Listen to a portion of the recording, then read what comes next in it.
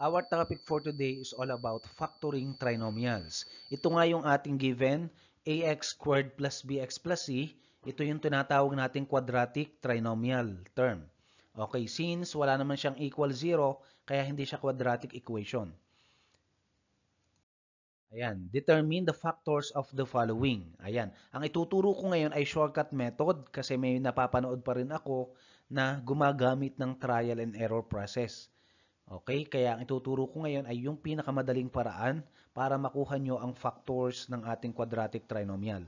Okay, meron tayong 5 na quadratic trinomial. Number 1, 2x squared plus 13x minus 7. Number 2, 2y squared plus 13y plus 6. Number 3, 2m squared plus 7m minus 15. Number 4, 4s squared plus s minus 3. Number 5, 3p squared minus 5p minus 8. Magkakaiba po yan ng letter o variables. Okay, ang variable sa number 1 ay variable x, number 2 variable y, number 3 variable m, number 4 variable s, at number 5 ay variable p. Kaya magkakaiba yon. Minsan kasi nagkakamali din sa letter variable na ginagamit. Okay, let's start with the first given. 2x squared plus 13x minus 7.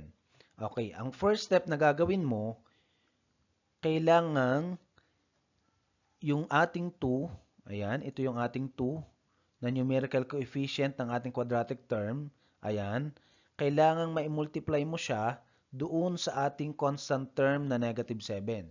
Kaya ang magiging equation, ang ating term na ngayon, quadratic term, ay x squared plus 13x minus 14. Kaya siya naging 14 kasi minultiply na yung 2 sa ating constant na negative 7. Okay, now, ito na ngayon ang ating nabuo na quadratic term. X squared plus 13x minus 14.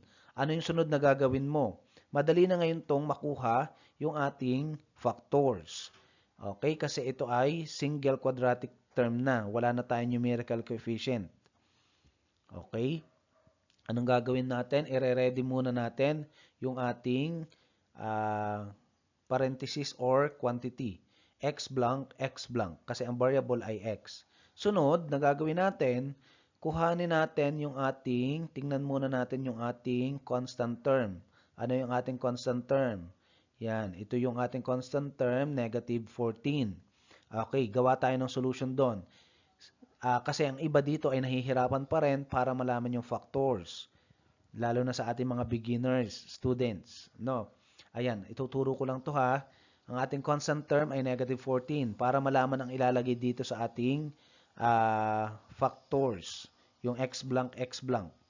Okay, negative 14. Ano yung mga factors na kapag minultiply ay yung dalawang number o integer na kapag minultiply ay negative 14. Okay, ang mga factors ay negative 14 times positive 1. Sunod, positive 14 times negative 1. Ayan, kapag minultiply yan, negative 14 ang sagot. Ano pa? 7 times negative 2, correct? And we have negative 7 times positive 2. Paano malalaman natin yung tamang factors? Okay, kailangan i-add natin ang bawat isa. Kailangan ma-add ito. No, i-add natin yon. I-add din natin yon. Lahat i-add natin. Okay, negative 14 plus 1. Ang sagot dyan ay negative 13. 14 minus 1, 13. 7 minus 2 is 5. Negative 7 plus 2 is negative 5. Okay, now, ano yung ating magiging sagot dito? Ayun. Kung ano yung nasa gitna natin, yung middle term natin, positive 13. Okay? Kaya positive 13 ang tama. Okay, ano yung factors niya? Ito yung positive 14 and negative 1. Kaya doon natin siya ilalagay. Positive 14 and negative 1. Ito na yon. Ayan, as we can see, positive 14 and negative 1.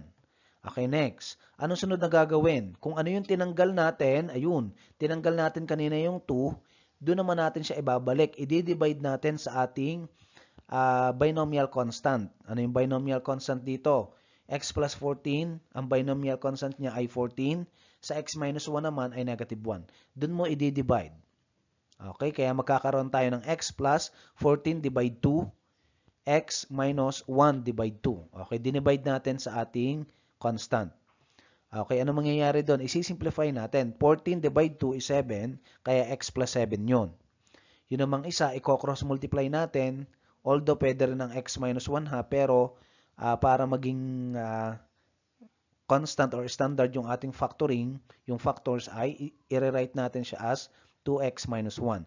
Kaya ang factors natin ngayon ay kita na natin, yan, x plus 7, 2x minus 1. Therefore, the complete factors of this quadratic trinomial 2x squared plus 13x minus 7 is, the factors are x plus 7 and 2x minus 1. Kahit magkabaligtad ang posisyon niyan, kahit mauna yung 2x minus 1, yan pa rin ang sagot. Parehas lang yon. Okay, next, number 2. Again, ang ating variable ay variable y. Paano naman ito? Ayan, ganun pa rin. Ang ating 2 na numerical coefficient ay tatanggalin natin at imumultiply natin dun sa positive 6. Kaya, naging y squared plus 13y plus 12. Okay. Hindi sa lahat ng pagkakataon na ang numerical coefficient ng quadratic term ay laging 2. Magkakaiba. Mamaya may example ako na hindi 2 yung numerical coefficient. Okay, next. Sundan natin, y squared plus 13y plus 12. Ang sunod na gagawin ay, ayan, tiningnan natin yung gitna, positive 13 uli. Then magpo-provide ka na ng y blank, para ma-ready na natin yung ilalagay na factors. Okay, next. Ano yung mangyayari? Okay, since nakapag-discuss naman ako kanina, ano yung ating constant dito? Ang ating constant term dito ay positive 12. Ano yung number o integer kapag minultiply ay positive 12? Okay, ito yung technique, shortcut na ituturo ko sa inyo. Pag ito ay magkasunod, 13, 12 o kaya ay 11, 12, magkasunod yun, magkadais na number, ang laging factors ng 12 ay 12 at saka 1. Depende lang, hahabulin mo lang yung sign. Okay, positive 13. So, ibig sabihin, parehas positive. 12 times 1, 12. 12 plus 1, 13. Kaya, ang ating factors ay y plus 12 and y plus 1. Okay? Again, ang factors na nakuha natin na y plus 12, y plus 1 ay factors pa lang nito. Hindi pa ito. Okay? Kaya, itutuloy pa lang natin anong sunod. Ayun. Focus ulit tayo sa ating tinanggal kanina na numerical coefficient which is 2. I-divide uli natin yung ating constant binomial. Ano yon? Yung 12 at saka positive 1. 12 divide 2, 1 divide 2. Kaya pag nireduce natin yan, ayan, as we can see here, ayan, pag nireduce natin ang 12 divide 2, ang sagot ay 6. Y plus 6, ito naman, i-cross multiply mo lang doon, i-multiply mo sa y, kaya 2y bring down positive 1. Kaya meron tayong y plus 6 and 2y plus 1. Therefore, the factors are y plus 6 and 2y plus 1. Okay, next, number 3. Ayan, sana nakakasunod pa ang ating mga viewers sa Review Math Always. Huwag niyong kakalimutan po na isubscribe po ang aking channel kasi ang aking main target ay talagang makatulong para sa inyo, mga viewers. Okay, number 3, ang ating variable dito ay variable m. Okay, 2m squared plus 7m minus 15. Ano uli ang ating gagawin? Tanggalin uli natin yung numerical coefficient na 2, i-multiply natin sa constant. Okay. I-multiply natin yung 2 sa negative 15, kaya nagkaroon tayo ng negative 30.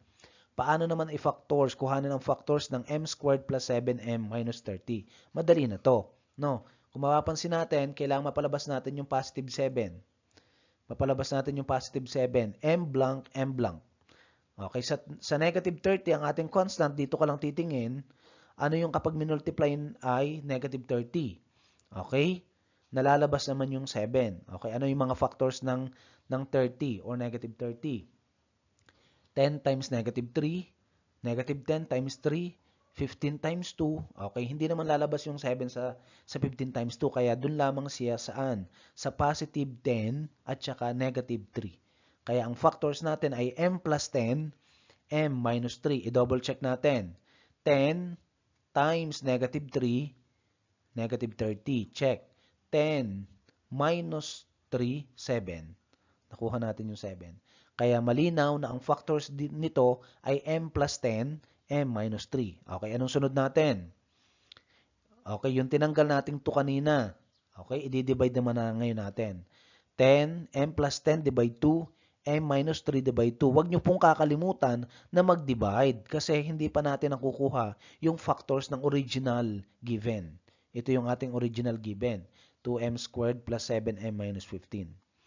Okay, now, nandito na tayo. Simplify na natin.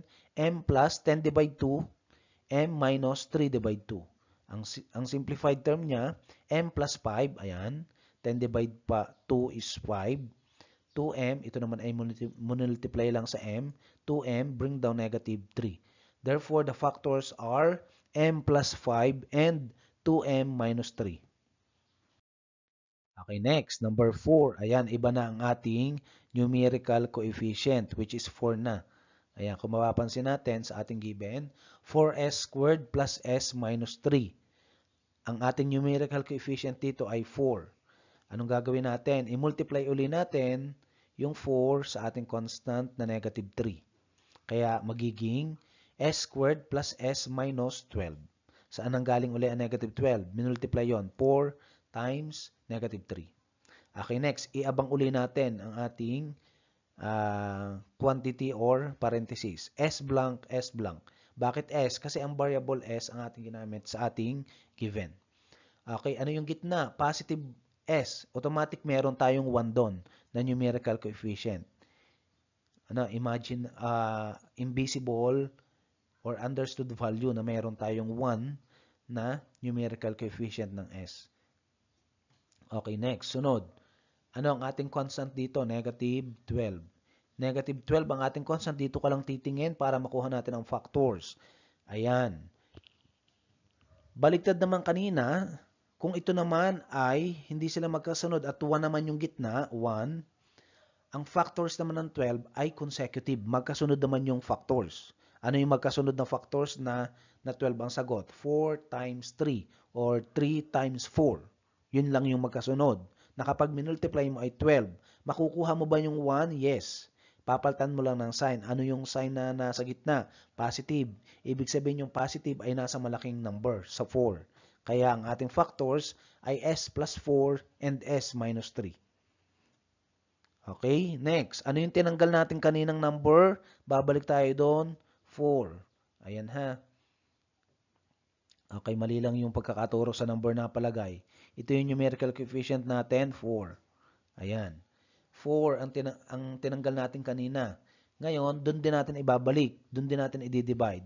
Kaya s plus 4 divide 4, s minus 3 divide 4. Ano mangyayari doon? Masisimplify lang to. Ayan, masisimplify lang to. 4 divide 4 is 1. Ayan. S minus 3 divide 4, hindi naman siya masisimplify. Kaya i-cross multiply mo lang siya. Pagtabihin mo lang yung 4s. 4s minus 3. Kaya ngayon, ang ating factors are s plus 1 and 4s minus 3. Okay, next. Last given, number 5. 3p squared minus 5p minus 8 equals 0. Wala palang 0. 3p squared minus 5p minus 8 equals. Okay, hinahanap lang natin ang factors natin. Okay, again, ano ang numerical coefficient na nasa unahan? 3. Okay. Again, imumultiply uli natin yung 3 doon sa ating negative 8. Yun yung constant natin. Okay, kaya ang mangyayari sa quadratic term natin, p squared minus 5p minus 24. Kasi 3 times negative 8 is negative 24. Okay, ilalagay uli natin. P blank, P blank. Okay, ano yung ating middle term? Negative 5. Okay, negative 5. Okay, kita na agad natin kasi galing siya sa product. Ang negative 24 galing siya sa factors na 3 times 8. Yun din naman lalabas yung negative 5. Kaya ang possible factors natin dito na number ay 8 and 3 din. 8 times 3, 24. 8 plus 3, 11. 8 minus 3, 5. Kaya lalabas yung 5. Kaya ang ating babaguhin ay sign 8 or p minus 8, p plus 3. Okay, pag chinek natin to, negative 8 plus 3, negative 5. Negative 8 times 3, negative 24. Kaya tama at eksakto ang ating factors. Okay, next. Ano yung tinanggal uli natin? Kanina, Positive 3 naman ang tinanggal. Ibabalik naman natin, i-divide natin. Yan, 8 minus, ayan, ito na yung ating 3. Yan, yan. P minus 8 divide 3, P plus 3 divide 3. Okay, dito tayo may makakancel. Kaya mangyayari, 3P, ayan, pinagtabi lang yung 3 times P, 3P, bring down negative 8, then P plus 3 divide 3 is 1. Kaya ang ating sagot ay, the factors are 3P minus 8 and P plus 1. Ayan. Paano kapag hindi naman siya, ang ating quadratic trinomial ay hindi siya possible sa factoring? Bawal pong gamitin ang factoring method. So, ibig sabihin, pag kukuha ka ng factors, ibig sabihin, ang ilalagay mo lang kapag hindi siya possible, non-factorable. O kaya ay, factoring method is not possible to use, or factoring method is not appropriate to use for this kind of quadratic trinomial. Ano yung ibang method na gagawin mo? Pwede kang gumamit ng quadratic formula, completing the square, ayan, depende. Pero possible na makuha ng root ay, lalo na kapag roots ang kinukuha, possible na makuha ay irrational, imaginary, ayan, kapag hindi siya factorable. Okay? Ayan, sana may natutunan kayo sa ating topic ngayon, which is factoring trinomials. Okay, do not forget to follow, subscribe, and like my YouTube channel, Review Math Always RMA channel.